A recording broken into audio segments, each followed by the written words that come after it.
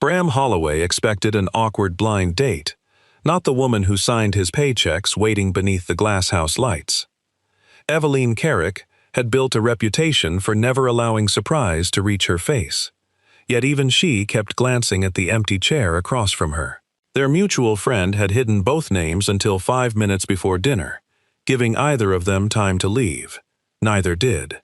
Then Bram's phone warned that the North Propagation House was losing heat during the coldest night of the year. Before dawn, thousands of young plants could die. A photograph from the restaurant could make their emergency work look like favoritism, and the little service notebook decorated by Bram's daughter would become the only record no one had managed to rewrite. Before we continue, tell us in the comments, where are you watching from? Bram Holloway checked the folded card in his coat pocket for the 4th time. His 10-year-old daughter, June, had written 3 questions on it in purple pencil. She called them emergency questions for when 2 adults forgot how conversation worked. The first asked what someone had repaired that nobody else noticed. The second asked what they would save from a fire. The third simply asked whether they liked pancakes. Bram had promised to use at least one. At 39, he understood frozen pipes, failing pumps, and greenhouse control systems better than blind dates. He had spent the last 11 years raising June alone and maintaining the 12 commercial glasshouses owned by Carrick Botanical Supply outside Portland, Oregon. Most evenings ended with soil on his boots and a text from June reminding him which leftovers were safe to heat. His longtime friend, Mara Bell, had decided competence was not the same as a life. She arranged the date without giving him a name. All Bram knew was that the woman worked too much, hated loud restaurants, and had once repaired a stranger's torn sleeve with office staples. Mara had reserved a quiet table at Lantern House, a restaurant built inside a restored railway conservatory. Bram stepped through the arched glass door at 7:12. Eveline Carrick sat at the table beneath a hanging fern. She was his boss, the 35-year-old president of Carrick Botanical Supply, and the one person at work who could silence a meeting by closing a folder. Tonight she wore a midnight teal blouse instead of her usual tailored jacket. A camel-colored coat rested over the chair beside her. 2 water glasses stood on the table. Neither of them moved for a long second. Then Eveline lifted one eyebrow and asked whether he was surprised to see her. Bram looked toward the entrance as if Mara might be hiding behind the host stand. "That depends," he said. "Did you know?" Eveline turned her phone around. Mara's message had arrived at 7:07. Bram's name appeared beneath a short apology and one sentence. "You both would have refused if I told you." Bram's message had arrived at the same time, but he had been parking and never saw it. "We can leave," Eveline said. Her voice was calm, though her fingers were aligned too carefully beside the menu. No offense. No explanation required. He should have accepted. Eveline controlled his department's budget. Bram had disagreed with her twice that month about a delayed heating replacement in the North Propagation House. A private dinner could be misunderstood even if nothing happened. But she had stayed after learning his name. "One meal," Bram said. "We disclose it tomorrow, and neither of us discusses work decisions." Relief softened her expression before she hit it. "Agreed." Bram sat down. For 8 minutes, they failed with impressive professionalism. They discussed traffic, the old railway arches, and whether the menu's description of rustic bread was legally binding. Eveline kept reaching for her water without drinking. Bram considered pretending to receive a call. Then June's card slipped from his pocket. Eveline caught it before it reached the floor. A small pressed marigold had been taped beside the questions, flattened so carefully that every orange petal remained visible. "My daughter believes adults need instructions," Bram said. "Your daughter may be right." Eveline read the first question aloud. What had she repaired that nobody else noticed? She looked past him toward the conservatory roof. "A payroll mistake," she said. 3 years ago. 40 seasonal workers were about to lose a week's overtime because 2 systems counted the same hours differently. I fixed it before payday. No one knew. Bram had expected an executive answer about a contract or acquisition. "Why didn't you tell them?" Because receiving correct pay should not require gratitude. That answer changed the table. Bram told her about a greenhouse night watchman who believed a clicking pipe meant the building was haunted. Bram had found a loose check valve and repaired it without correcting the man's story.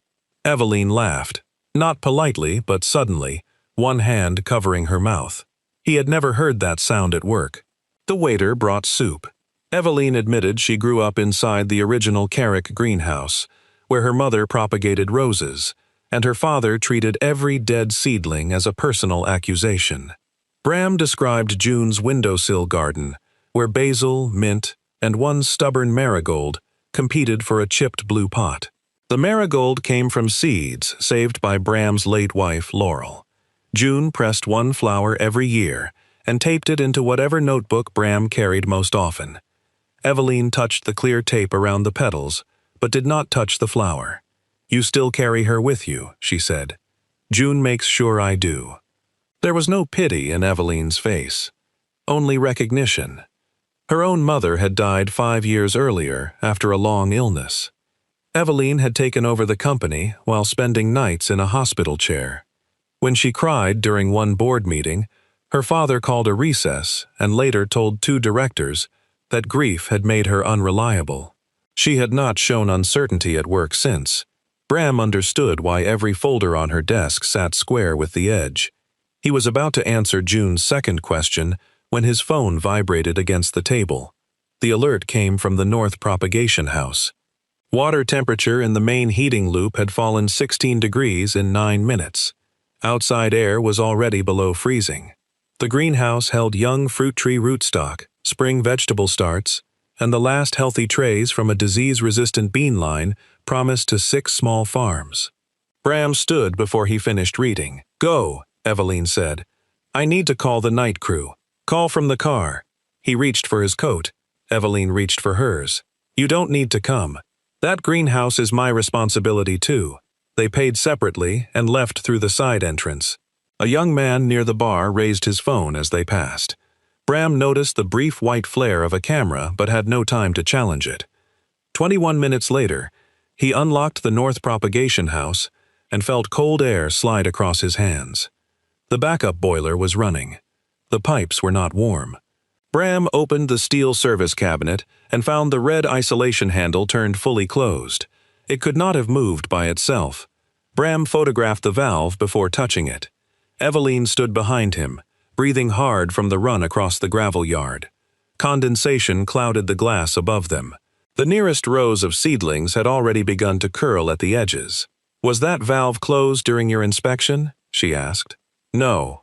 And it takes a wrench to release the lock collar." Bram called the night supervisor and asked her to bring 2 technicians, portable heaters, and every clean thermal curtain in storage.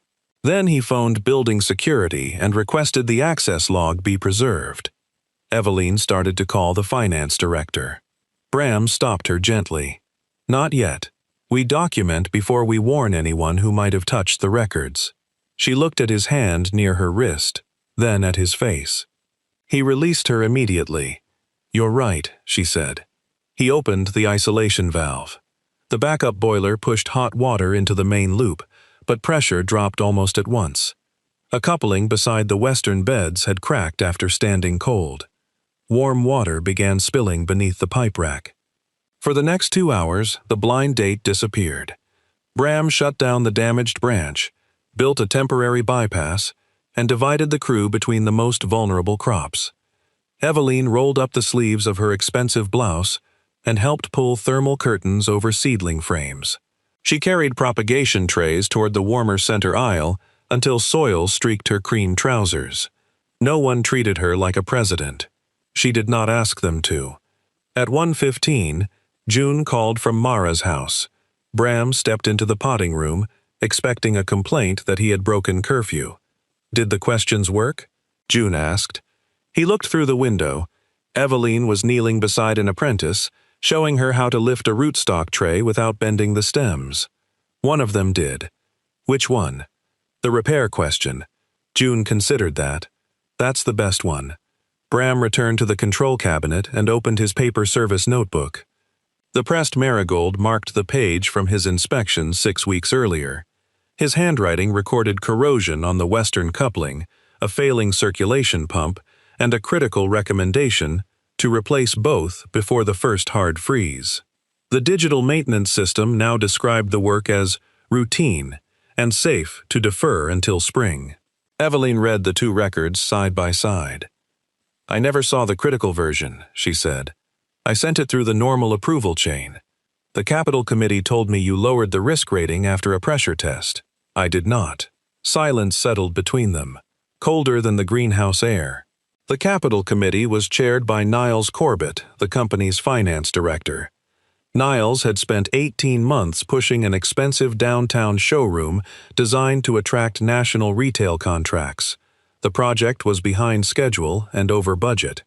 Selling the North property would erase most of its debt. Eveline did not defend him. She called the company's outside auditor and general counsel. She disclosed the blind date before describing the valve, the altered report, and the emergency response. She asked that every decision involving Bram be moved to an independent director. By 3:30, the greenhouse temperature began to rise.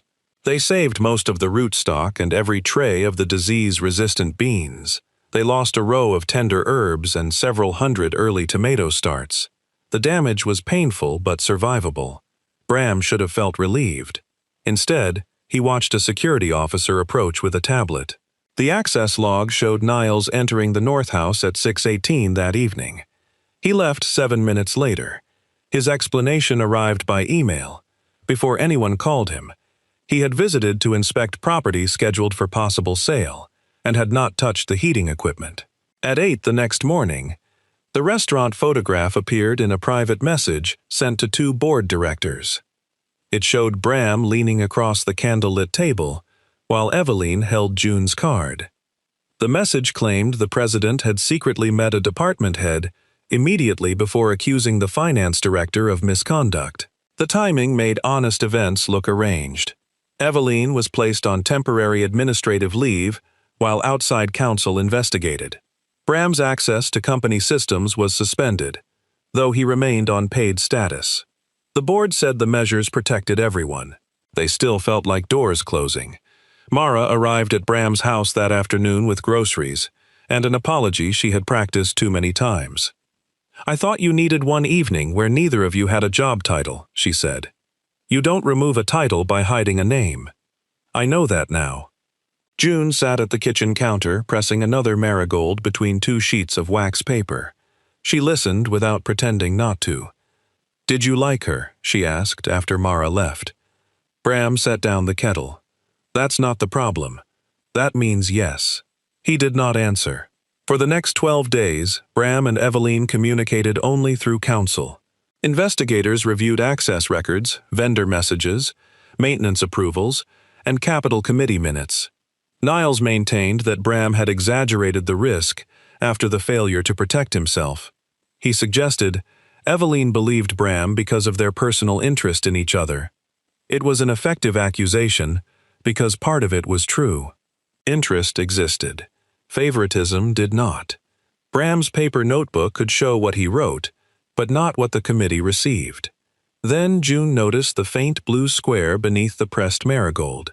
"Why is your flower sitting on a stamp?" she asked. Bram peeled back the clear tape carefully. The marigold had been attached after the inspection, covering the lower corner of a duplicate routing label. The label carried a date, an intake number, and the initials of the Capitol office clerk who scanned the original request. It proved the critical report had entered Niles's office 6 weeks before the freeze. The auditor matched the intake number to an archived scanner file. The first scan described the replacement as critical. 11 minutes later, someone using Niles's administrator account changed the risk code and removed 2 photographs of the corroded coupling. There was more. The valve's lock collar held a streak of dark red survey wax used only in the finance department's property marking kit. Security video showed Niles returning that kit after his greenhouse visit. A procurement email showed he had canceled the emergency pump order without telling Bram or Eveline.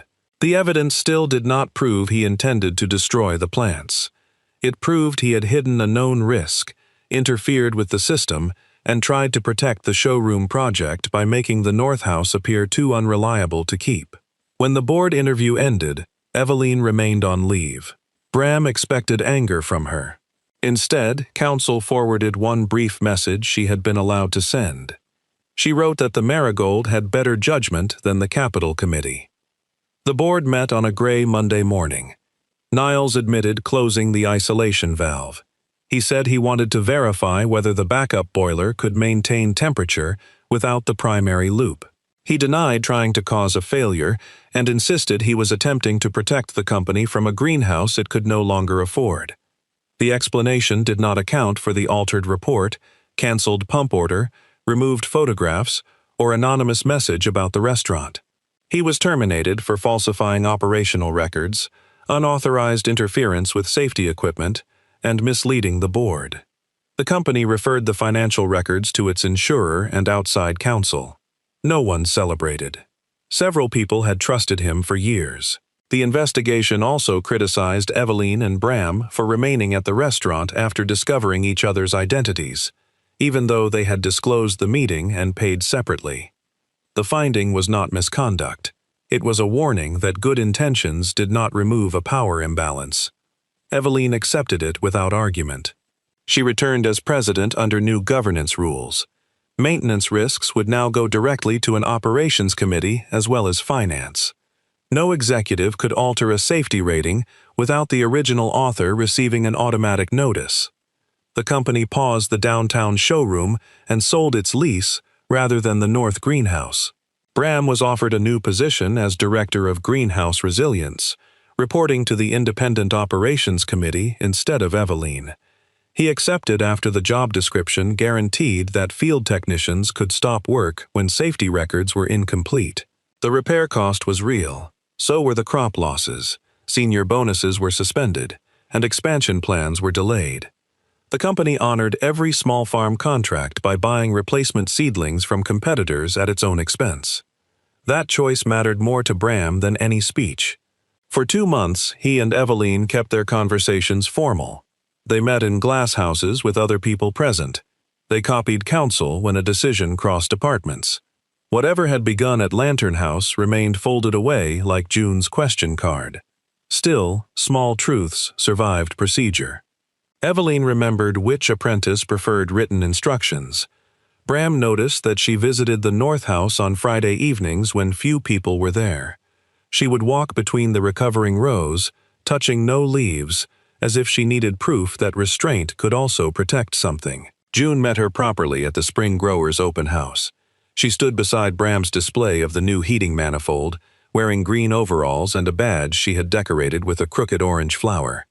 "You used my question," June said. Eveline looked at Bram. It was a very effective question. "He said you repaired payroll." Bram closed his eyes. Eveline smiled. "Your father is not good at confidential dinner conversation." "He isn't good at dinner conversation at all. That's why I made the card."